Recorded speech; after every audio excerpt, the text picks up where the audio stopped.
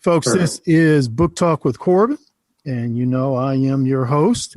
And we have with us Dr. Wayne Winegarden. He's a senior fellow at the Pacific Research Institute.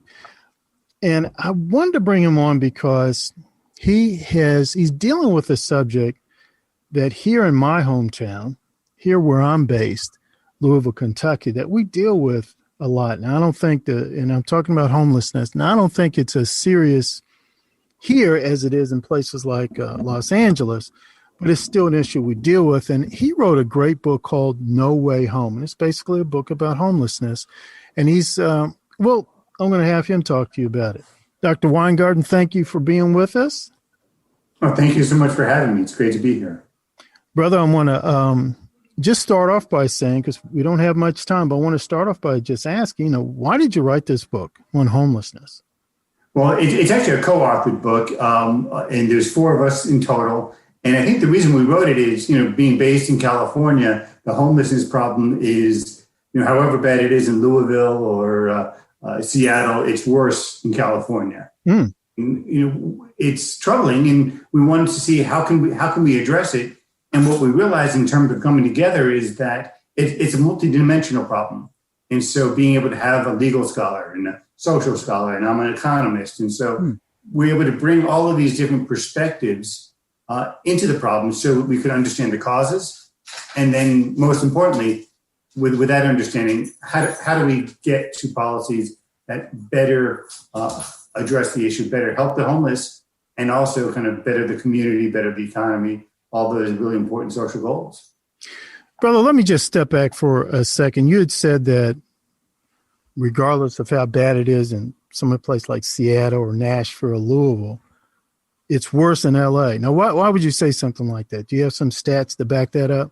Yeah, the percentage, California has, I think it's about 12% of the population, 27% of the unsheltered homeless, and there's a disproportionate number. But you also, beyond just that dry statistics, when you're living in San Francisco, or you're living in Los Angeles, it's becoming part of your daily life where homeless encampments are taking over Venice Beach. And so it's very difficult for the community to be able to enjoy, Venice when there's so much drug use and there's so much human waste and violence tends to follow these encampments. And so all of these social issues, diseases are running rampant. I have friends in San Francisco, when they drive on the BART, right, which is the subway in San Francisco, they won't sit for fear of sitting on a used drug needle. So it's taking over life in California, and not in a good way, and not in a way where it's neither good for the homeless, nor is it good for the broader community. So it's really just, if the definition of insanity is doing the same thing over and over again, expecting a different result, that's really what we're doing in California right now. And brother, let me ask you this too. And, we're here in Kentucky, and we just have this image of California, and particularly LA, as, hey, it's sunny, people laid back, a lot of rich folk there, a lot of folk known all around the world. So why isn't it just a simple matter of, let's get some of these rich folks to donate some money and we build some shelters? We're spending billions of dollars a year addressing the problem. The problem isn't the resources or the money. The problem is how you're spending it, what we're doing with the programs. There was an audit that the California auditor did of the programs, and one of his findings were, beyond just all the programs are disjointed, but they couldn't even account for how all of the money was spent because of just the disarray of the program. So that's a big part of the problem, is that sometimes obviously resources are important, right? You can't help people transition from the streets to kind of sustainable home without resources, but it's not all about resources. It's also about what programs you put into place, how you're trying to address the problem, right? And then just kind of your approach to it. And then there's all of these policies that doesn't seem connected to the issue, but actually are really important. And so you need to get those broader policies right, make sure the state is affordable, housing is so unaffordable in California that you're pushing people into the streets. And it's not just housing, it's cost of living, it's gas, it's energy, it's food. I mean, so you're really stressing people beyond kind of what they can handle. I think a great statistic that kind of emphasizes that, the U.S. Census, they measure how much poverty there is in the U.S. Yes. California is a wealthy state. And so when you look at that, there's not much poverty until you adjust for cost of living. And when they have another statistic that adjusts for cost of living, California has more poverty than any other state. More people living in poverty adjusted for cost of living and these other factors. California is worse in the country, worse than Kentucky, worse than Arkansas, Mississippi, some places you might expect it to be, but no, it's California. Oh my Lord. Yeah, I wouldn't have guessed that. I wouldn't have guessed that, I don't think people would, but that's what I mean. If you figure that a 6-figure salary, most people are like, wow, if I'm making $100,000, I'm doing really well. If you're making $100,000 in San Francisco, you're barely getting by. Lord have mercy. Yeah, that you could have stopped me on that one, brother. Yeah. If you making that kind of money here in Louisville, man, shoot, they wouldn't be talking to anybody like me. Trust me. I mean, they'd be partying all day. Right. Folks, this is Dr. Winegarden. He's one of 4 authors of the great book, No Way Home. We need to pick this book up because it's an important issue. I'm not what you might call a bleeding heart liberal, but daggone it, I'm a human being, and I hate seeing another human being live it out in the streets. I mean, I really do. I really hate it, regardless of why they're out there. I just don't want to see another human being live that way. And I think this book right here, No Way Home, is going to help us better deal with that. And you say you're an economist, doctor. Is that correct? That's correct, yes. So what are, I know you could probably talk about this for hours, but what's like one policy change that you would like to see that you think would help reduce the homeless situation in California? I'm going to cheat and I'm going to pick 2 or 3 if I can, because there's several drivers, right? We have homeless who are situationally homeless, right? Really for an economic reason, lost a job or a life event, health insurance bill, something that just pushed them over the edge. So situational homeless. We also have people who are homeless because of substance abuse issues, or homeless because of mental illness. And so first thing, when we're addressing the homeless issue, we need to think beyond just a home. And I think that's something we try to emphasize in the book, that obviously if you don't have a home, you need a place to live. But often if you don't have a holistic approach where you're addressing a substance abuse issue at the same time that you're getting someone into shelter, just getting them into a home isn't going to solve the problem because the underlying driver is still there. So from an economic perspective, I like to pick that first because, to a hammer, everything's a nail. Affordability, and I mentioned that earlier, that is key across the board. California is not unaffordable because there's something unique about where it's located or what's happening there. California is unaffordable because the policies that we've implemented drive up the cost in terms of housing. There's all sorts of environmental regulations, zoning regulations that restrict the supply, and that restricted supply is going to increase costs. And it also increases the cost of construction. It's gotten so bad, and I think this statistic says it all. In Los Angeles, the cost to build an affordable housing unit, so what the government deems as an affordable housing unit, that cost is actually higher than the cost of the average housing unit. You need to spend more to make an affordable housing than it actually costs for housing. And that obviously it shows the insanity of all the regulations around affordable housing, but I think it also demonstrates that because of all of these regulations, we've driven up the cost of construction, the time delays of construction, prevented duplexes and triplexes from being on property that can get more housing units onto the market, that we're forcing up costs, and it's to the detriment. All these policies tend to hurt those with least income the most, and that's exactly what we're seeing. So you push people to the edge, you have an adverse life event, things spiral out of control, and you lose your home. Right? So we need to fix that. We need to make things more affordable. For the actual situational homeless, there are great programs. There's a program out of Virginia called Shelters to Shutters. And what they focus on is getting somebody a job as well as getting them into housing. So they partner with businesses. It's a private nonprofit. They partner with different businesses to help address the root cause of your situationally homeless. Get you a job, get you kind of ability to kind of sustain yourself or your family, as well as getting you a home. And so those are great programs, and we need to think holistically along those lines. For people who are struggling with substance abuse, we need the same type of incentives. And there's a great program in Tennessee where they actually use they're like day centers, day beds, where if you're homeless, you can come and you bag storage and shower and charge up your phone. So it's creating a positive incentive for someone who's homeless to come in, and while they're there, you can take the opportunity to assess their needs. And if they have substance abuse issues and they're willing to go into treatment, so we're creating an opportunity to interact in a positive way.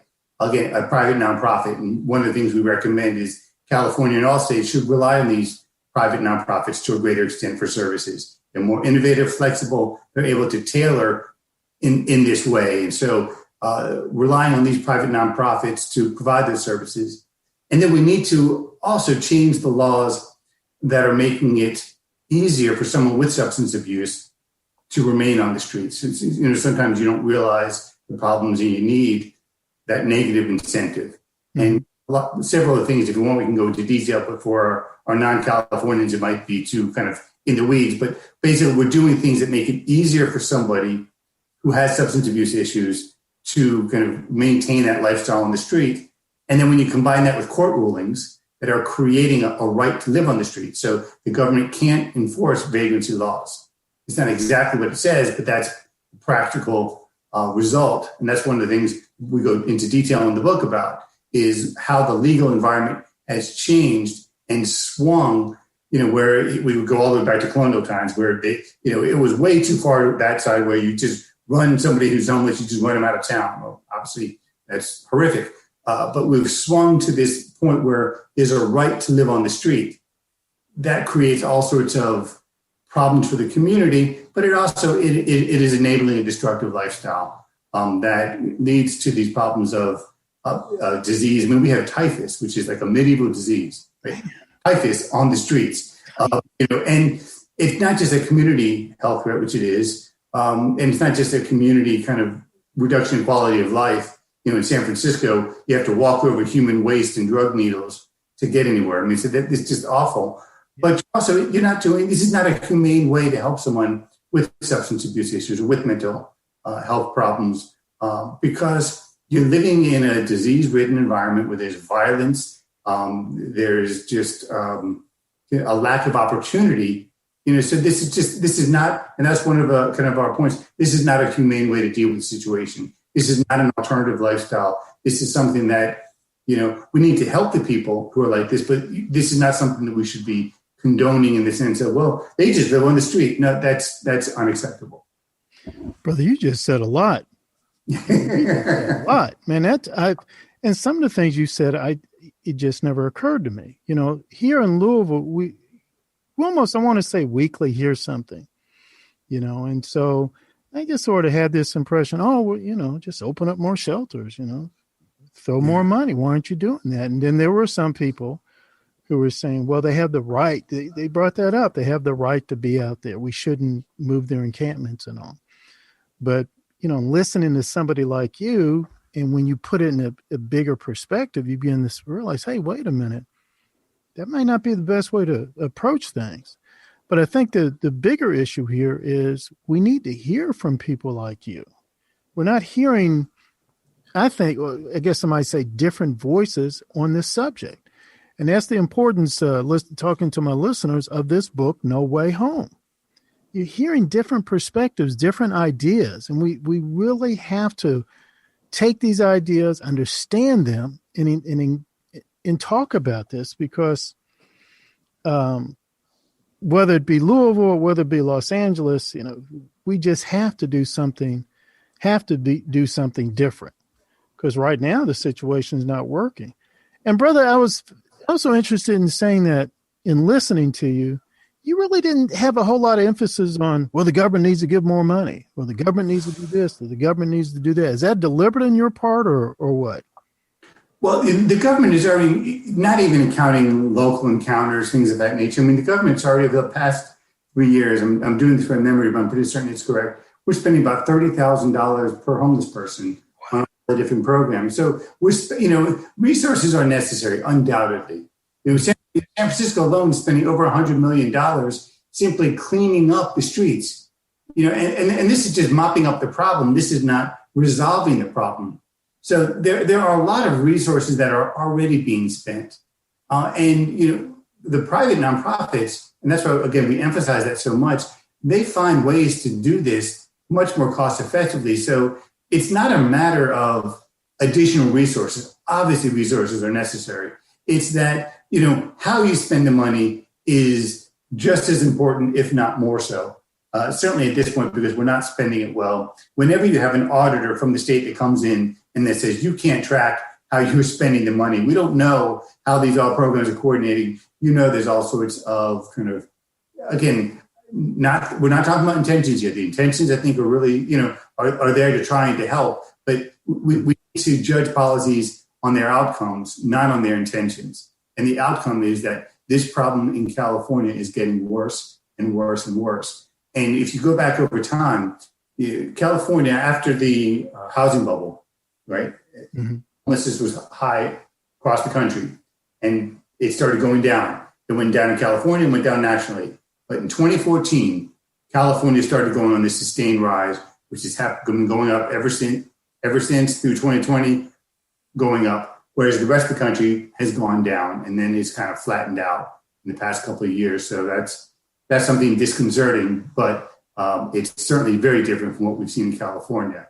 And that's the exact same time when we saw housing affordability decline. We saw these social policy changes that have enabled people to, in effect, gain this right to live on the street and change policies that provide a means for them to survive on the street. So we're, in effect, enabling that destructive lifestyle.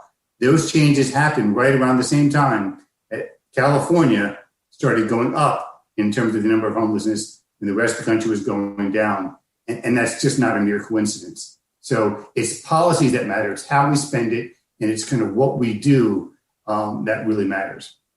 Brother, we're going to conclude on that note. And again, I want to keep emphasizing to people, this is a very important book. You need to get it, whether you live in California or not. If you just, if you're just a human being, you have any ounce of compassion in you, we need to really get into this, buy this book, get into this book and discuss it. Because as the doctor said, good intentions are fine, but we also need to be making sure that what we're doing is producing the results that we want, or producing effective results. Doctor, where can we get your book? I was about to do a shameless plug, so thank you. Yes, it's available at Amazon.com or wherever Barnes & Nobles, wherever you would buy a book, it's available there. Okay. And do you have a personal website? We have pacificresearch.org. We have research on homelessness, but a whole host of issues: fiscal policy, education policy, health policy. We also have a great blog, Right by the Bay. All that's available on pacificresearch.org. I urge anyone who's interested in these issues to go visit. And if they wanted to donate to your institute, they can do that there. Absolutely. All right. Brother, thank you so much. I will be in touch, and I appreciate your time today.